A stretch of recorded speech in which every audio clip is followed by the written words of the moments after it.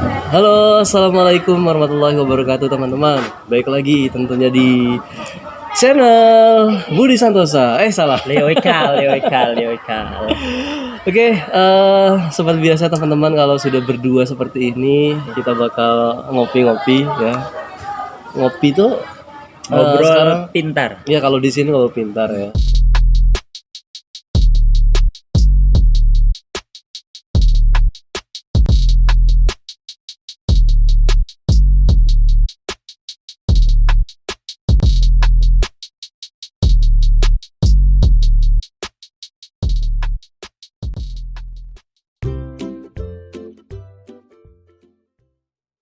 Ada yang ngobrol perkara iman kan. Lebih ngeri lagi kalau pernah ngomongin perkara iman, teman-teman. Pokoknya macam-macam lah, cuman intinya sih ya kita ngobrol-ngobrol. Ini Budi Santosa sebenarnya sudah pernah mampir sebelumnya. Waktu itu masih mahasiswa ya statusnya ya. Sekarang sudah berubah jadi luar mahasiswa. Nggak tahu sekarang jadi apa. Apa sekarang aktivitasnya? Aktivitasnya apa yang dilakuin hari ini yaitu pekerjaan saya. Cuman ada sih pekerjaan utamanya ya. Mau dibilang di sini apa lain lagi nih? Nggak apa, bilangnya sekarang. Aktivitas saya sekarang sih jadi guru di salah satu sekolah swasta. Kemudian selain itu juga menjalani bisnis kecil-kecilan lewat marketplace online, dan coba sekarang merintis menjadi konten kreator, ngikutin Bang Leo Ikal. Siapa tahu bisa kecipratan nih, kalau misalkan kumpul sama orang-orang konten kreator pasti salah satunya kita juga bisa. Ya seperti pepatah, jika kamu kumpul sama 10 orang yang kaya gitu, pastikan satu kamu diantaranya, seperti itu. Wow, iya luar biasa filosofinya. Dapat nemu di mana ya? Dapat nemu di podcastnya Leo Ikal, kadang kalau enggak di podcastnya Pemuda Merdeka yang sekarang lumayan legit. Oke, kita ngomongin tentang bab pertama. Oke. Bab pertama yang sering digalaukan anak muda ketika selesai dari pendidikan ya. Pendidikan formal ya khususnya. Yeah. Soalnya kalau pendidikan yang non formal panjang hayat kan ya. Ada namanya fase quarter life crisis. Masa krisis dalam diri gitu kan. Mungkin teman-teman juga saat ini lagi ngalamin fase itu, fase dimana bingung gitu kan mau ngapain, kemudian juga insecure melihat teman di media sosial sudah nikah, punya anak, tapi kita masih tiktokan aja. Terus banyak lah pokoknya yang menyebabkan tuh kegalauan lah intinya ya. Kalau seorang Budi Santosa sendiri ngalamin kayak gitu kapan gitu, atau mungkin memang lagi fasenya gitu? Ngomong-ngomongin bab ya, udah kayak ini aja, mau skripsian aja. Ya, Bab 1, bab 2, bab 3. Ini nanti konten ini nanti akan dibikin pendahuluan kan udah tadi. Oh ini bab 1, nanti ada 3 bab gitu. Udah kayak mau sidang proposal ya. Ya mungkin di fase sekarang sih mungkin fasenya benar, fasenya fase insecure, dimana teman-teman sudah berpakaian dinas, saya masih berpakaian swasta. Tapi tidak menutup kemungkinan, karena meskipun itu di swasta maupun di negeri tujuannya sama, yaitu alinea keempat Undang-Undang 1945, mencerdaskan kehidupan bangsa. Oke. Ngomongin sebagai guru ya kita gitu tuh. Cuman selain itu kalau misalkan yang nikah, rata-rata sih memang kalau yang laki-laki tuh belum Mbak Erna, belum ada yang nikah. Tapi kalau untuk khususnya perempuan sudah banyakan yang nikah. Karena umur 23 ya, 24? Umur sekarang 24 berjalan. Karena kita juga baru lulus dari perguruan tinggi dan belum menginjak genap 1 atau 2 tahun gitu berkarir di luar dunia pendidikan, seperti itu. Jadi memang ngalamin ya, masih ngalamin berarti? Masih ngalamin, masih banyak insecure, masih banyak skill yang belum kita punya. Kalau masa depan masih, maksudnya kan salah satu juga selain tadi emang insecure sama keadaan, maksudnya bukan kurang bersyukur ya, cuman masih ketinggalan. Kemudian kadang-kadang cirinya juga quarter life crisis itu kalau tidak salah ketika kita itu nggak tahu gitu, maksudnya nggak tahu tuh sekarang kita lakuin itu bener nggak sih gitu, masih nggak jelas akan yang dilakuin masa depan itu seperti apa gitu. Kalau Budi gimana? Ya awalnya setelah lulus tuh pengennya nganggur dulu 1 tahun 2 tahun, cuman seiring berjalannya waktu, setengah tahun berjalan, loh kok gini-gini aja sih, mau ngapain, udah ada gelar gitu kan, S1 mau diapain nih gelarnya, udah didapetin susah-susah kan 4-5 tahun. Akhirnya dari situ coba saya berpikir kalau kayak gini terus, yang paling nggak enak itu yang nyelekit itu ya omongan tetangga sebenarnya, bukan datang dari keluarga, ya omongan dari tetangga. Maka dari itu mulai dari sekarang sudah mulai yang namanya proses membangun masa depan yang diawali mulai dari karir ngajar, kemudian mencoba mau menjadi konten kreator dan bisnis kecil yang dijalani gitu. Omongan yang paling pedas dari tetangga apa sih? Omongan yang paling pedas dari tetangga tuh kadang gini, udah lulus, udah gede itu, kapan mau nikah, umur udah tua. Padahal umur 24 itu masih ideal untuk berkarir sampai umur 30 tahun. Meskipun belum nikah juga ya, ngomongin nikah kan ya, yang namanya nikah itu kan sebenarnya wajib apa sunat sih Pak? Wajib dong. Wajib kan? Iya. Wajib. Cuman ya karena wajib itulah harus dipertimbangkan dengan matang. Nah, justru itu nikah kan butuh banyak modal gitu, butuh banyak persiapan. Nggak mungkin kalau karir kita masih belum pas gitu, belum mumpuni, kita mau buru-buru nikah. Nanti yang ada nantinya ketika sudah berkeluarga, masalah ekonomi. Sebenarnya setiap pernikahan itu pasti ada ujiannya kan. Itu sih yang paling nyelekit tuh, paling ngomongin nikah sama paling kalau pekerjaan ya sudah bisa menutupi lah buat aktivitas sehari-hari itu. Jadi yang penting ada aktivitas gitu kan, kelihatan keluar itu kayaknya tetangga itu udah beres ya. Udah beres. Apalagi pakai sepatu pantopel, pakai pakaian rapi, udah paling matching gitu. Oh, itu kayaknya udah kerja nih gitu kan ya, kayak gitu. Ya padahal mau boro-boro buat nutup sebulan aja nggak cukup. Ya tapi kan itu bagian dari usaha ya, usaha betul. untuk mengatasi tadi itu ya. Sebenarnya sih bukan tentang orang lain ya, semuanya adalah tentang diri kita, untuk mengatasi krisis di dalam diri kita tentunya. Oke, kita lanjut ke bab 2. Bab 2, oke, bab 2 nih seru nih. Bab 2 kalau bab 2 tuh isinya ini udah isi sih. Soalnya bab selanjutnya adalah penutup. Kita nggak usah terlalu banyak ya, karena nanti apa ya, kebuka semua gitu. Nanti ada part-partnya. Siapa tahu nanti ada sampai 10 sama. Amin.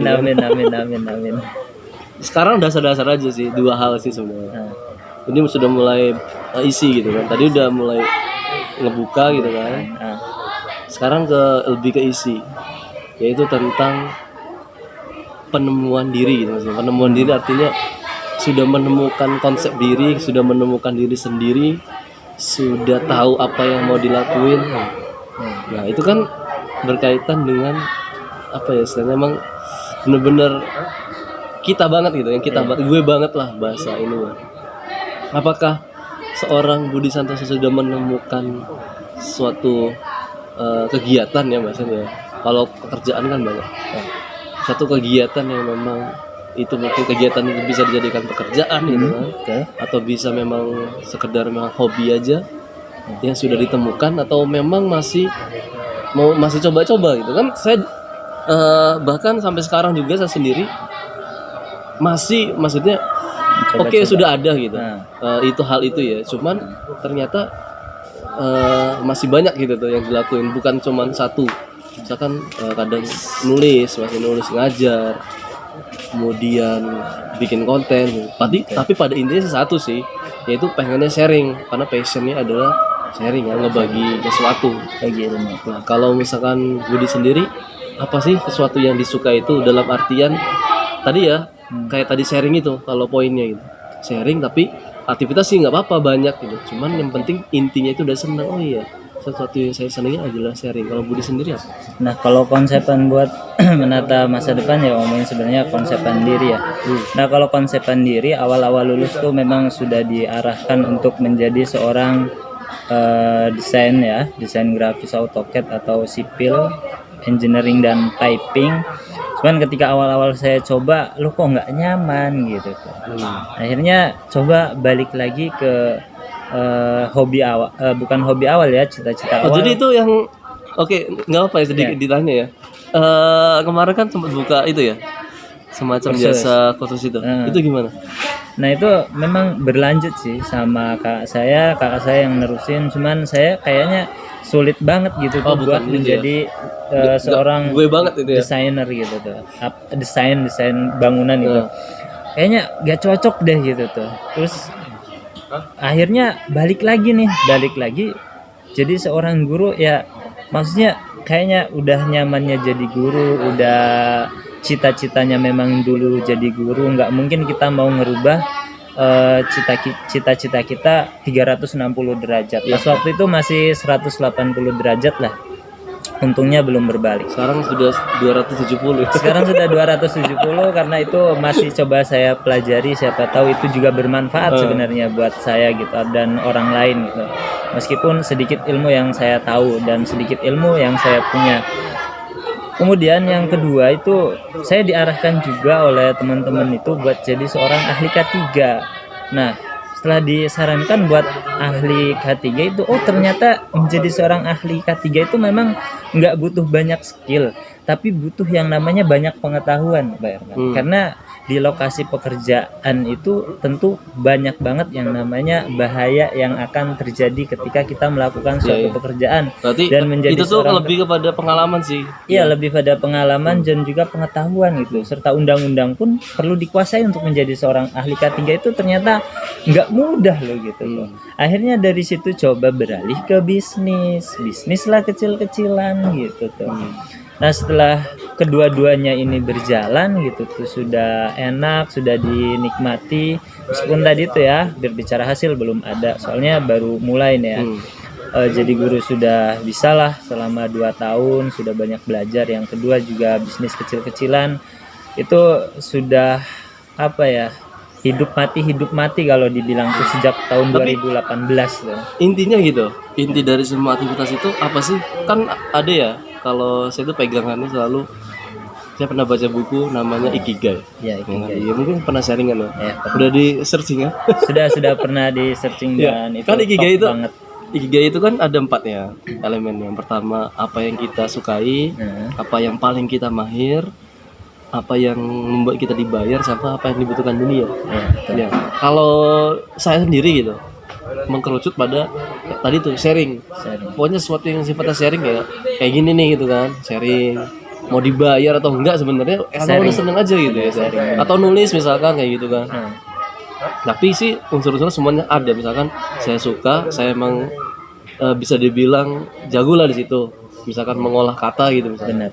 Kemudian dibayar juga dari situ gitu kan. Misalkan mengirim artikel ke satu media gitu kan. Atau dan satu lagi itu dibutuhkan dunia tentunya dong ya. Dengan ilmu-ilmu yang baru, pemikiran-pemikiran baru untuk akan dibutuhkan banyak orang gitu. Nah, mungkin kalau saya sih udah menemukannya ke arah situ sih. Kalau Budi sendiri? Kalau saya sih baru menyukai, tapi belum banyak dibutuhkan oleh orang lain.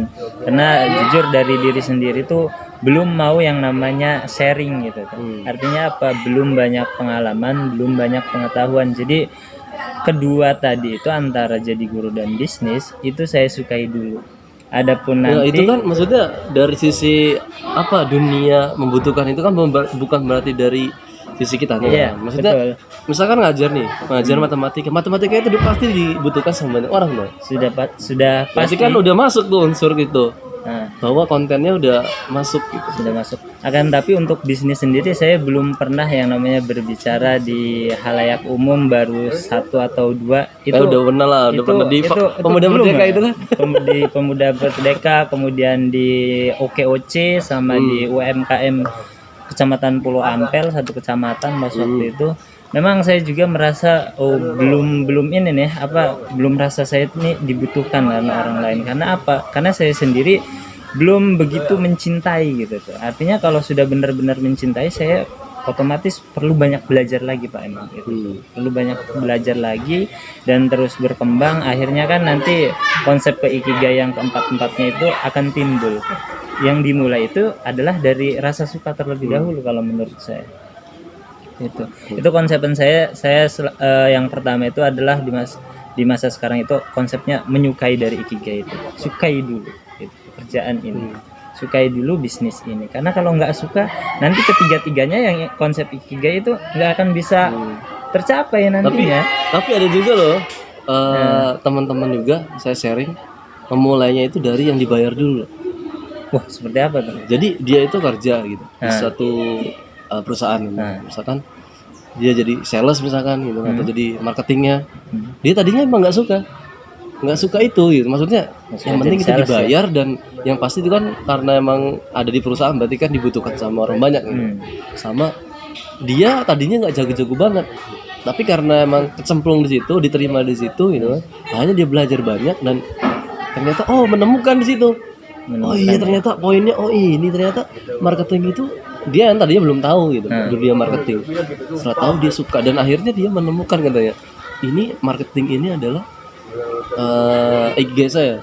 Saya suka promosi lah kayak gitu. Jadi ternyata ikigai itu nggak selalu dimulai dari apa yang kita sukai atau dari passion, tapi bisa dari yang kita jago gitu. Tapi nggak suka, tapi lama kelamaan karena memang aktivitas itu dibuat yang mungkin berbeda gitu kan dari biasanya atau mungkin kita belum tahu tadinya ternyata itu ini buat wawasan aja sih sedikit. Udah tahu tuh teman-teman, tinggal bagaimana teman-teman mengkonsep diri sendiri ya. Sudah dijelaskan ikigai itu lebih mudah kalau dijelasin sama Leo Ikals. Ya enggak sih, maksudnya sharing aja ya berdasarkan teman-teman. Soalnya saya suka Budi serius sekarang itu. Saya emang lagi bikin buku kan berkaitan sama itu. Jadi buku apa lagi nih? Yang dulu kan apa tuh? Arsitek kehidupan. Sekarang mau apa lagi? Awal tahun itu sudah ada 2 sih. Awal tahun itu tentang nulis. Nanti selanjutnya Pemuda Merdeka. Wah, luar Pemuda biasa. Merdeka itu sebenarnya buku sih nantinya. Buku. Tungguin tuh teman-teman launchingnya nanti. Tungguin tuh. Kita tunggu giveaway-nya. Yeah. Siap. Okay. Ya, jadi ya intinya itu sih. Saya senang aja gitu ketika orang itu sudah menemukan ikigai, berarti dia itu sudah sering ngobrol sama diri sendiri kan. Soalnya banyak kok anak-anak kita sendiri kan gitu kan, siswa-siswa kita yang masih SMA terutama. Ya, betul. Kan mereka itu flow aja gitu. Nggak tahu mau kemana kadang. Nggak tahu lagi di mana gitu kan. Ya udah gitu. Ngerjain soal aja gitu. Nggak tahu apakah ini soalnya nanti akan digunakan nantinya atau gimana gitu kan. Ikutin sekolah aja. Padahal harus diulik lagi. Wow, ya harusnya. Ngomongin buku nih kan bentar lagi 2022 nih ya kan. Apakah bukunya itu sudah bentar lagi mau dicetak atau mau terbit nih? Cuma tinggal nunggu tahun depannya. Sudah tinggal terbit aja. Oh, alhamdulillah. Kita doain teman-teman supaya amin. Bukunya bermanfaat. Rencananya sih yang satu sih masih indie ya. Cuman yang lainnya sih lagi nyoba ke mayor gitu. Biar ada di toko-toko buku lah gitu. Ya namanya perjalanan ya kan. Luar biasa nih buku-bukunya, pokoknya top banget pokoknya. Ya, kalau yang semuanya belum tahu tentang pemuda kan semuanya. Ya, tentang pemuda nih, yang arsitek kehidupan tuh pokoknya pondasinya anak pemuda tuh ada di bukunya Arsitek Kehidupan. Nanti saya akan review setelah saya review beberapa buku nantinya di channel YouTube saya Budi Santosa. Ditunggu pokoknya. Siap. Oke, kita tiba ke bab terakhir. Bab 3. Kesimpulan ya. Oke. Kesimpulan mungkin Audi dari tadi kita ngobrol gitu kan terkait dengan quarter life crisis sampai dengan passion ikigai lah lebih tepatnya, karena passion itu nggak cukup kan, yang kita sukai itu nggak cukup, kita butuh ikigai karena ya kita butuh makan ya, butuh pengakuan, maksudnya pengakuan dalam hal royal bahwa kita ada gitu. Nah, mungkin bisa menyimpulkan sekaligus juga memberikan pesannya kepada anak-anak muda. Kesimpulan atau pesannya sih disiplin sih. Karena orang kalau sudah disiplin itu merdeka banget, jujur aja merdeka, seperti layaknya pemuda merdeka. Kenapa disiplin itu adalah modal daripada merdeka, Pak Herman ya? Mungkin kalau saya dulu itu waktu kuliah itu disiplin belajar ilmu keelektroan, mungkin saya nggak pusing setelah lulus. Mungkin saya bisa langsung bekerja kan di industri yang saya inginkan. Tapi berhubung karena nggak disiplin, dulu belajarnya males-malesan, akhirnya apa yang terjadi? Saya perlu belajar lagi. Coba bayangin kalau saya dulu itu adalah disiplin belajar, mungkin saya nggak perlu belajar lagi sekarang, Pak Herman. Jadi kuncinya adalah untuk meraih kebebasan dan kemerdekaan itu ya disiplin. Pak Herman sendiri bayangin kalau dulu Pak Herman nggak disiplin nulis, mungkin sekarang belum bisa yang namanya nerbitin buku arsitek kehidupan. Percaya nggak? Berarti kan kuncinya adalah disiplin. Mau menulis juga. Kalau Pak Herman nggak disiplin sekarang, mungkin tahun depan nggak bakalan launching 2 buku. Jadi kesimpulan saya adalah disiplin adalah kunci daripada segala kebebasan. Wow, Itu dia. good. Keren ya. Jadi emang setuju banget ya. Disiplin itu adalah kunci Kebebasan. iya, untuk kita tuh jadi manusia yang lebih utuh ya nantinya ke depannya, sesuai dengan apa yang kita minati mulai dari hari ini. Karena orang-orang hebat yang kita kenal hari ini, mereka itu adalah orang yang disiplin di bidangnya masing-masing. Ronaldo misalkan dia disiplin dalam sepak bola gitu kan. Ada Rossi yang kemarin pensiun ya kan? Belum. Oh belum ya? Oh masih ya? Masih mungkin di Mandalika mau main. Main lagi ya? Ya maksudnya Rossi yang sebegitu hebatnya, dia nggak bakalan bisa seperti itu kalau dia nggak disiplin latihan, disiplin segala macam terkait dengan bidangnya. Jadi intinya teman-teman itu aja obrolan kita kali ini ya. Siap. Intinya mudah-mudahan kita bisa jadi manusia yang merdeka, jadi pemuda yang merdeka, yang nggak cuman bisa ngidupin diri sendiri, tapi juga bisa berdaya untuk Indonesia pada umumnya. Terima kasih. Siap. Pak Budi. Siap. Nah, nanti kita bakal ngobrol-ngobrol lagi di episode selanjutnya ya, dengan Pak Budi yang baru lagi mungkin. Siap. Dengan mungkin nggak tahu ya, namanya passion itu kan terus ngalir ya. Terus ngalir. Nah, passion itu bisa kerjaan ya, masalah kerjaan itu masa akan berpindah-pindah. Misalkan memang hobinya ngajar gitu kan, hobi sharing gitu. Ternyata bisa dialihkan ke ngajar, ke bikin konten kayak saya kan, ke mana-mana gitu intinya. Nulis segala macam.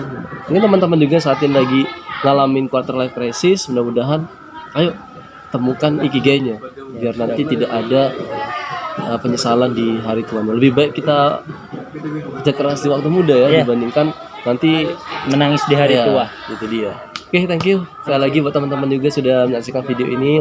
Mudah-mudahan ada hal baik yang tentunya bisa teman-teman ambil. Stay tune dan juga jangan lupa subscribe channelnya Budi Santasa ya. Terima kasih. Wassalamualaikum warahmatullahi wabarakatuh.